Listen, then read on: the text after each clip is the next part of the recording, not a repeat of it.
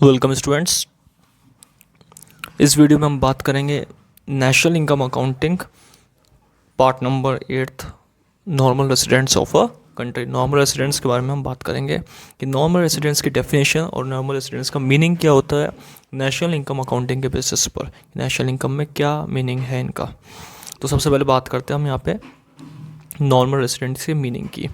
A normal resident is said to be a person or institution whose ordinarily resides in a country।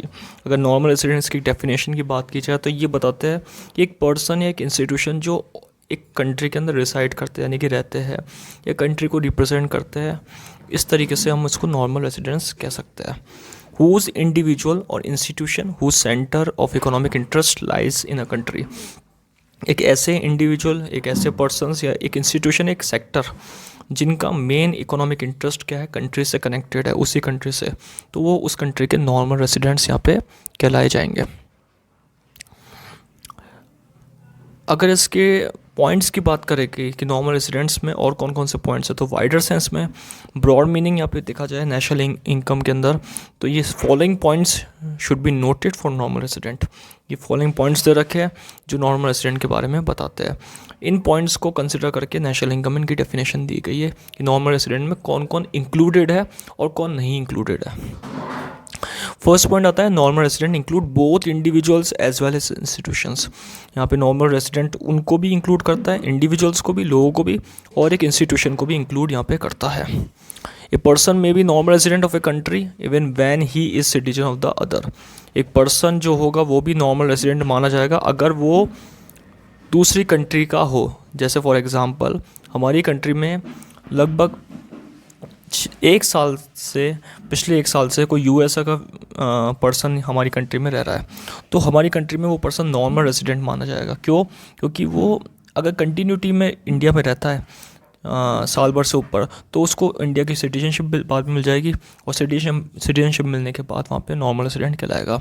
तो एक तो ये concept आता है कि if an Indian is living in USA for more than 1 year and his centre of economic lies in that country. मतलब यहाँ पे एक एग्जांपल और ये है कि एक इंडिया का व्यक्ति यूएसए के अंदर 1 साल से ऊपर से रह रहा है और उसका जो इकोनॉमिक प्रॉफिट है, मतलब जो भी प्रॉफिट वो अर्न कर रहा है इकोनॉमिक एक्टिविटी के थ्रू या इकोनॉमिक इंटरेस्ट जो अर्न कर रहा है वो उसी कंट्री से यानी कि यूएसए से अर्न कर रहा है, so he would deemed as a normal resident of a USA.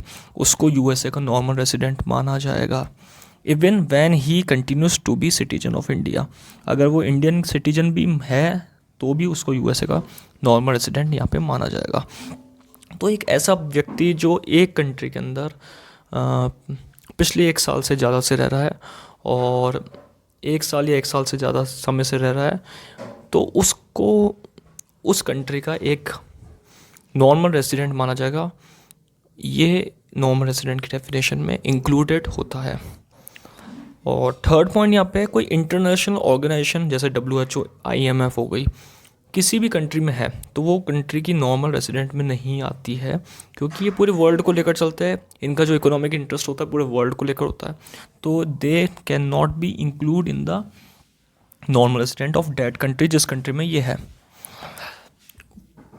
Fourth है foreign visitors in a country not include in a normal resident of a country. कोई बाहर का व्यक्ति आया, कोई स्पोर्ट्स के लिए, रिक्रिएशन यानी कि कोई मनोरंजन चीज़ें करने के लिए, या फिर विज़िट करने के लिए, या फिर कोई प्लेसेस देखने के लिए, या फिर घूमने फिरने के लिए जो भी पर्सन आया फॉरेन विजिटर, तो वो जिस कंट्री में विज़िट करने गया है, जैसे बाहर का व्यक्ति हमारी कंट्री में आया, तो वो हमारी कंट्री का नॉर्मल रेसिडेंट नहीं माना जाएगा। ये इसमें इंक्लूडेड होता है इस डेफिनेशन में कि नॉर्मल रेसिडेंट में फॉरेन विजिटर्स नहीं आते हैं। फिफ्थ पॉइंट है crew members of foreign vessels, commercial travellers and seasonal workers not include in normal resident of a country. जो क्रू मेंबर्स होते हैं, जैसे फ्लाइट्स के अंदर आते हैं मेंबर्स होते हैं, एयरक्राफ्ट्स के अंदर आते हैं, हेलीकॉप्टर्स में आते हैं, ये मेंबर्स जो होते हैं नॉट इंक्लूडेड। किसी भी कंट्री में जाके ट्रैवल करें तो इसका मतलब ये नहीं कि जिस कंट्री में ट्रैवल कर रहे हैं वहाँ के ये नॉर्मल रेसिडेंट हो गए, ये वहाँ के नॉर्मल रेसिडेंट नहीं होंगे। जिस कंट्री से बिलोंग करते हैं वहाँ के नॉर्मल रेसिडेंट ये माने जाएंगे। So crew members of a foreign vessels, commercial travellers and seasonal workers. जो सीजनल वर्कर्स होते हैं, कॉमर्शियल ट्रैवलर्स होते हैं, सीजनल वर्कर्स यानी कि जो सीज़न आया और दूसरी कंट्री में जाके काम करके वापस आ गए, तो they not include in the normal resident of a country, ये normal resident of a country में इंक्लूड नहीं होंगे। नेक्स्ट पॉइंट है यहाँ पे बॉर्डर वर्कर्स और persons who cross the border between two countries daily और regularly in order to work in one country और are the resident of a that country which they live. यहाँ पे date आएगा the key जगह, कि border workers जो होते हैं या पर्सनस होते हैं जो बॉर्डर पे पेट्रोलिंग करते एक तरीके से, या फिर बॉर्डर को क्रॉस करते हैं दो कंट्री के बीच में, तो वहाँ पे उनकी जो रेसिडेंसी होगी, जो रेसिडेंस होगा वो जिस कंट्री से बिलोंग करते हैं वही हो गई। जैसे फॉर एग्जांपल इंडियन आर्मी के जो मेंबर्स हैं इंडियन पाकिस्तान बॉर्डर पे क्रॉस करते हैं बार बार डेली रूटीन रेगुलरली, तो वो इंडियन आर्मी के जो मेंबर है वो इंडिया के ही नॉर्मल रेसिडेंट माने जाएंगे, नॉट बिलोंग टू पाकिस्तान। सो ये एक इसका फॉलोइंग पॉइंट यहाँ माना जाता है। तो बॉर्डर वर्कर्स और persons who cross the border between two countries daily और regularly in order to work in one country are the resident of the country that country in which they live. जिस country के resident है वहाँ पे जहाँ पे रहते हैं उसी को नॉर्मल रेसिडेंट ये माने जाते हैं।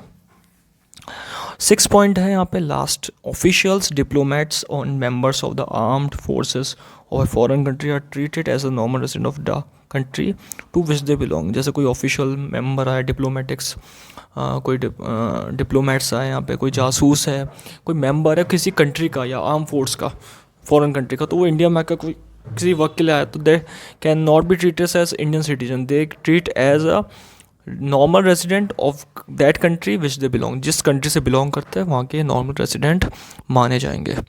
तो ये बेसिकली ये 6 पॉइंट्स ऐसे हैं जो नॉर्मल रेसिडेंट की डेफिनेशन को थोड़ा और ब्रॉडर बनाते हैं और वाइडर सेंस में इसको समझाते हैं कि नॉर्मल रेसिडेंट्स होता क्या है एक्चुअली। तो आज हमने बात करी normal residents of a country के बारे में, नॉर्मल रेसिडेंट्स क्या होते हैं और उनकी डेफिनेशन में कौन कौन से पॉइंट्स आते हैं। Thank you.